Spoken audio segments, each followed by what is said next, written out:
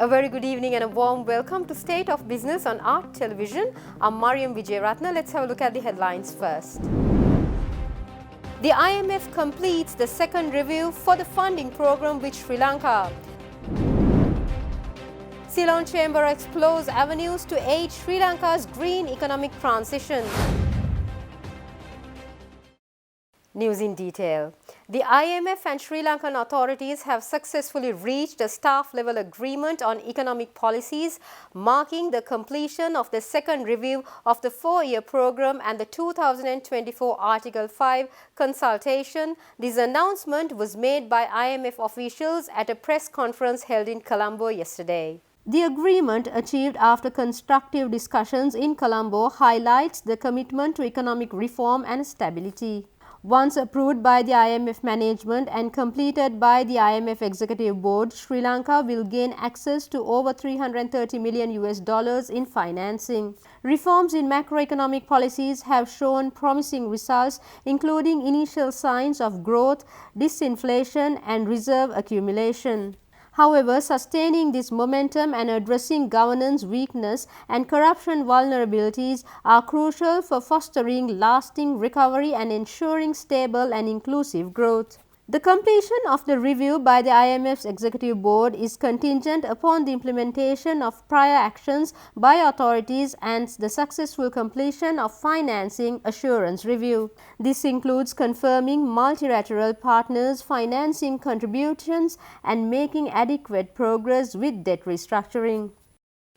Speaking at the press conference, IMF Senior Mission Chief Peter Brewer and Deputy Mission Chief Katsirina Swiridiyansa commended Sri Lanka's progress under the EFF. They emphasized the importance of maintaining the reform trajectory to navigate challenges for foster economic resilience. The IMF mission team had collaborated with government officials, parliamentarians, private sector representatives, and civil society organizations, highlighting an all-inclusive approach. Efforts to enhance social safety nets were highlighted as critical to safeguarding the welfare of vulnerable communities. The IMF team also revealed that they have gained insights into the challenges faced by tea plantation workers in Nuwara. They said that the authorities are making progress in implementing an ambitious reform agenda, including fiscal reforms and efforts to address corruption risk. It was emphasized that sustained efforts in these areas will be essential for rebuilding economic confidence and ensuring robust and inclusive growth. Sustaining the reform momentum going forward is critical, is absolutely critical to put the economy on a path towards lasting recovery and stable and inclusive economic growth. We welcome the authorities' commitment to fiscal reforms. Continued progress towards the introduction of the property tax is critical, together with revenue measures to meet the revenue mobilization goals in 2025 and beyond. Revenue administration and anti-corruption efforts to boost tax collections are also key. Maintaining cost recovery in fuel and electricity pricing will help minimize fiscal risks arising from state-owned enterprises. State Minister for Social Empowerment Anupa Pascal said a special relief program targeting 14,000 Aswasuma beneficiaries will be launched in collaboration with the Small Tea Estate Development Authority. He said that the Livestock Ministry will kickstart 10,000 country chicken farm projects with a focus on the Kalutara and Kurunagala districts. The State Minister said this speaking at a press briefing in the Presidential Media Centre recently. The State Minister said that plans include cultivating 2,000 hectares of tea in the designated area to boost economic opportunities. The State Minister also said that collaboration between the World Bank, Asian Development Bank and the Treasury will allocate financial resources to aid individuals facing economic challenges. He also mentioned that the rural empowerment initiatives also include vocational training programs in collaboration with NATA and the Vocational Training Authority. He mentioned that agreements have been signed with 33 vocational training institutes in China for this purpose.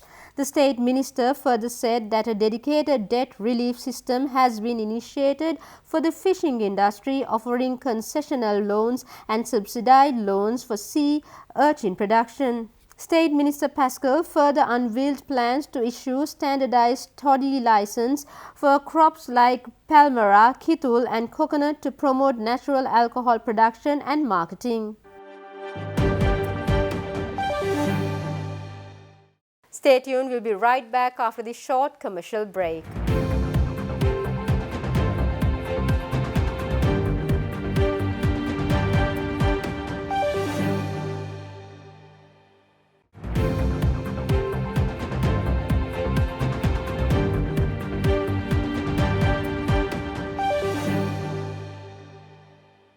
Welcome back after the break. The International Organization for Migration and the International Labour Organization, with a Japanese government funding of $2.6 million, have launched the 12-month Uplift project.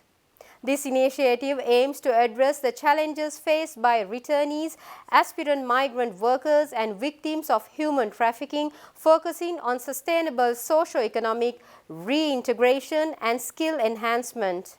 The project was officially launched on the 20th of March 2024 and it garnered support from various government and non-government organizations. The deputy head of mission of the Embassy of Japan, Katsuki Kotaro, emphasized Japan's commitment to protecting Sri Lankan migrant workers and supporting safe migration. IMO's Chief of Mission in Sri Lanka, Sarath Dash, expressed gratitude for Japan's support in promoting safe migration and combating smuggling and trafficking. Director of ILO Country Office for Sri Lanka and the Maldives, Johnny Simpson, highlighted the project's role in responding to the evolving migration landscape, strengthening skills infrastructure and promoting decent work. The project guarantees enhanced access to sustainable enterprises and resilient livelihood opportunities for returners and rural communities to mitigate vulnerabilities. It will provide information on safe and regular migration pathways along with technical support and tools to mitigate the risk of irregular migration and human trafficking.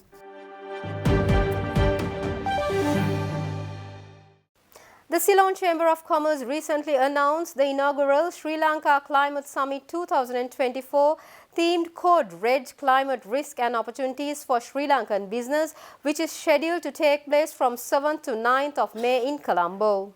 As Sri Lanka faces a pivotal moment with scientific warnings of the impacts of accelerated climate change, this three-day summit aims to address the dual reality of climate risk and opportunities.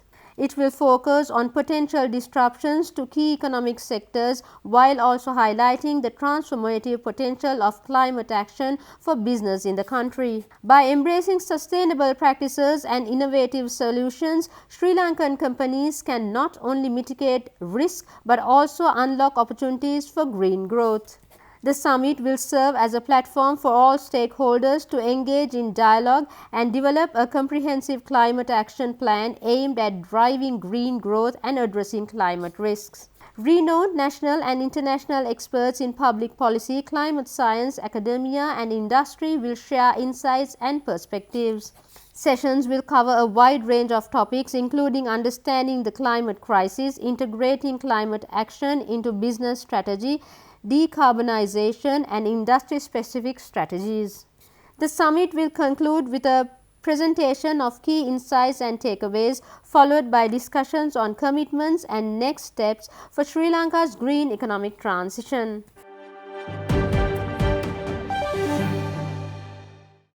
Two prominent gyms in Kelaniya, Muscle Max Fitness Kingdom and Iron Arms have united to introduce Muscle Max Sri Lanka Top 10, an event which is set to revolutionize bodybuilding competitions in Sri Lanka.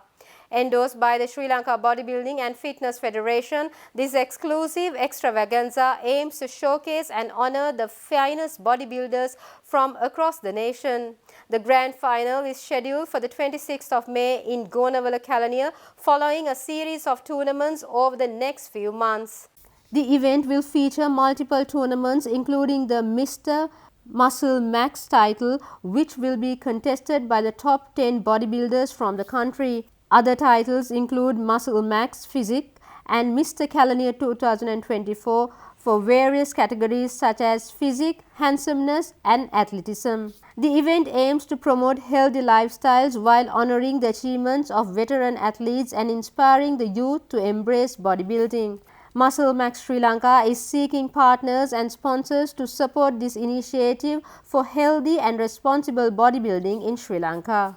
2024 මැයි මාස 26 වෙනි දින පැවැත්වෙන Muscle Max 2024 තරඟාවලිය ඉතා විශිෂ්ට තරඟයක් වෙන්නේ ඒ තරඟයට සමගාමීව ළඟ තරඟ කීපයක් පැවැත්වෙනවා පසුගියදා පැවැත්වෙන CFF කොළඹ ෆිට්නස් ෆෙස්ටිවල් තරඟය දැන් තව දින කිහිපයකින් පැවැත්වෙනවා මිස්ටර් වත්තල තරඟය ඉන්පසු පැවැත්වෙනවා ලබන මාසයේ 5 වෙනිදා මිස්ටර් ශ්‍රී ලංකා තරඟය ඒත් සමගම ඒ රස්නේ යන්න කලින් Muscle Max ක්‍රීඩා සමාජය සහ අයන්නාම්ස් ක්‍රීඩා සමාජය ඒකාබද්ධව පවත්වනු ලබනවා Muscle Max 2024 තරඟාවලිය.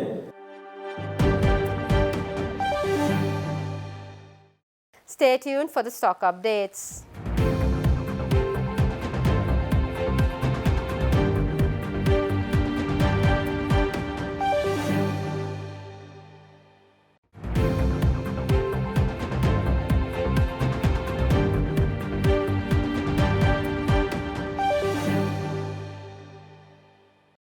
Welcome back after the break.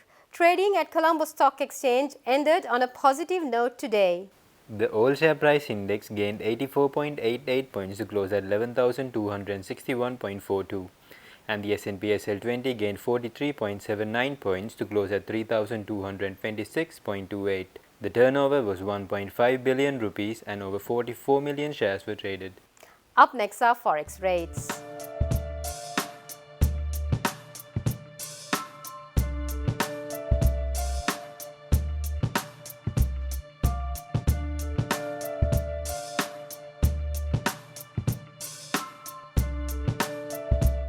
That's all we have for tonight. For this and more, subscribe to our channel on YouTube and follow us on Facebook. Have a great weekend. Take care. Good night.